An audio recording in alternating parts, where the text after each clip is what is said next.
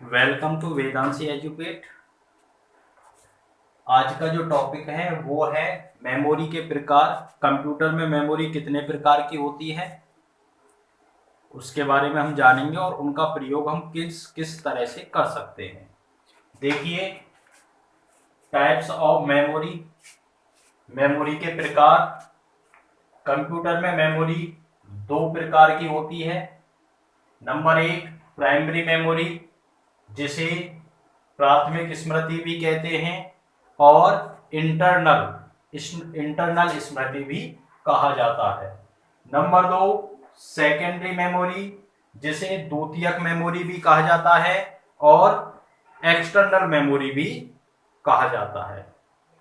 इसके बाद primary memory यानी कि प्राथमिक स्मृति, यह मेमोरी कंप्यूटर का सबसे महत्वपूर्ण भाग है, जहां डेटा, सूचना और प्रोग्राम प्रक्रिया के दौरान उपस्थित रहते हैं और आवश्यकता पड़ने पर तत्काल उपलब्ध रहते हैं। यानी कि प्राथमिक मेमोरी को हम इस तरह से भी समझ सकते हैं, जो कंप्यूटर में पहले से ऑलरेडी उपलब्ध होती है वो हमारी प्राथमिक स्मृति होती है, वह कंप्यूटर की प्राथमिक स्मृति होती है। इसके बाद प्राइमरी मेमोरी दो प्रकार की होती है। देखिए, कंप्यूटर की मेमोरी भी दो प्रकार की होती है और प्राइमरी मेमोरी भी दो प्रकार की होती है। नंबर एक, रैम। नंबर दो, रोम। अब नंबर एक रैम को समझेंगे। रैम की full form random access memory. यह कंप्यूटर की अस्थायी मेमोरी होती है। इसमें कंप्यूटर बंद हो जाने पर रैम में संग्रहित डाटा मिट जाता है।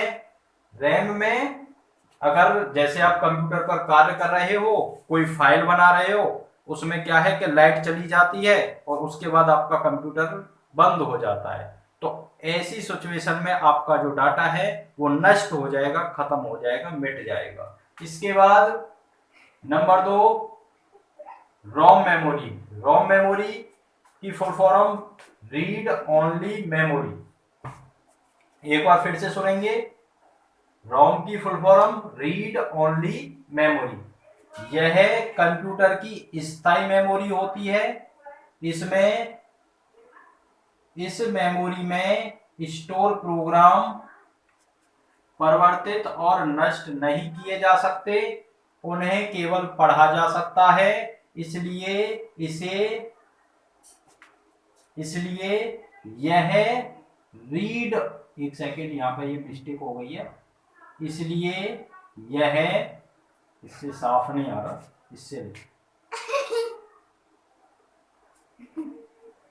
इसलिए यह रीड ओनली मेमोरी भी कहलाती है।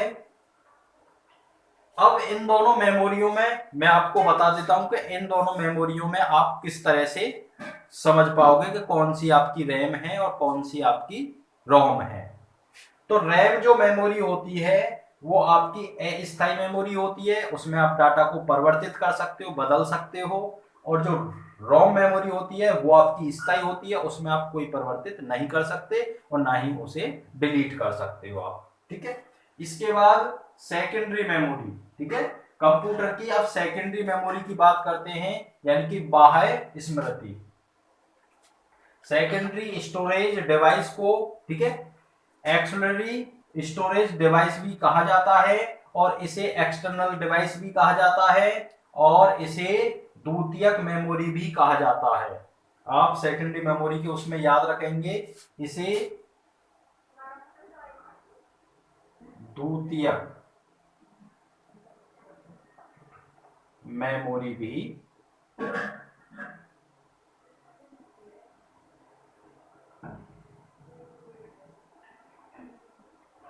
कहा जाता है। किसे? सेकेंडरी मेमोरी को। इस मेमोरी को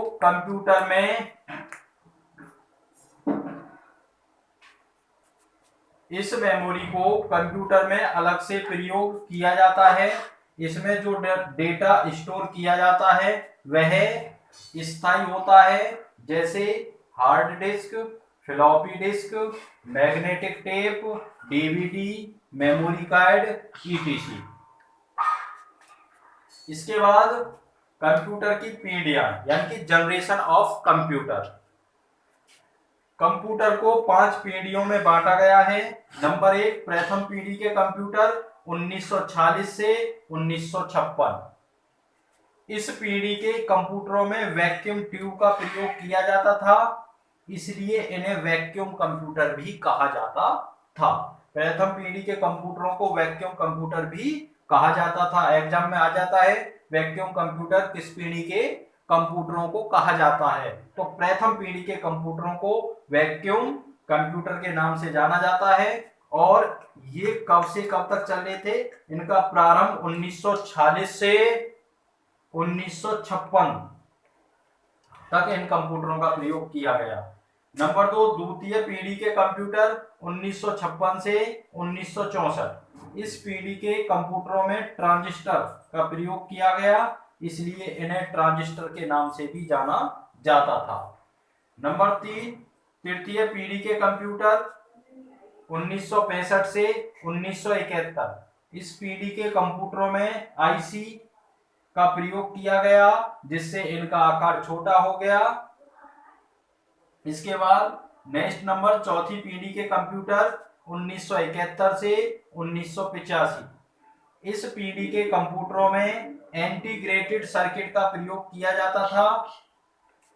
नेक्स्ट नंबर पंचम पीढ़ी यानी कि 5वीं पीढ़ी के कंप्यूटर 1985 से अब तक। इस पीढ़ी के कंप्यूटरों में माइक्रो प्रोसेसर का प्रयोग किया जाता है। यहाँ पे आप ध्यान से देखेंगे माइक्रो प्रोसेसर का प्रयोग किस पीढ़ी के कंप्यूटरों में किया जाता है? 5वीं पीढ़ी के कंप्यूटरों में। कंप्यूटर की 5वीं पीढ़ी में वर्तमान के शक्तिशाली एवं उच्च तकनीकी वाले कंप्यूटर से लेकर भविष्य में आने वाली कंप्यूटरों को शामिल किया गया है। यानी कि जो आपकी 5वीं जो पीढ़ी है उसमें जो शक्तिशाली कंप्यूटर हैं और भविष्य में उच्च तकनीकी वाले आने वाले कंप्यूटरों को किसमें शामिल किया गया है? 5वीं पीढ़ी में। तो आज के लिए इतना ही। इससे आगे इसका निष्कर्ष मैं आपको करा दूंगा, ठीक है, इसकी नेक्स्ट वीडियो में।